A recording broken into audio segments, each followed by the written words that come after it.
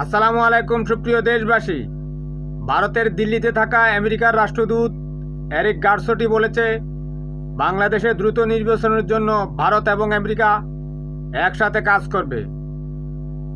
এছাড়া জাতিসংঘে বাংলাদেশের আবাসিক প্রতিনিধি গোয়েন লুইস আওয়ামী লীগের সাথে বৈঠক করার জন্য আওয়ামী লীগকে খুঁজছে। আওয়ামী লীগ তো বাংলাদেশে নেই, ওনাকে উচিত ভারতে গিয়ে দেখা করা, কারণ আওয়ামী লীগ এখন ভারত লীগে রূপান্তরিত হয়েছে। ভারত আমেরিকা এবং জাতিসংঘকে নিয়ে বাংলাদেশে ষড়যন্ত্র করছে। বাংলাদেশের মানুষ আপনারা সতর্ক থাকবেন। এবার কিন্তু আওয়ামী লীগ আসবে না, এবার কিন্তু ভারত লীগ আসবে। ভারতের সরকার শেখ হাসিনা তো বাংলাদেশের মানুষের লাশ ফেলবেই, দেশও ভারতের কাছে বিক্রি করে দেওয়ার সমস্ত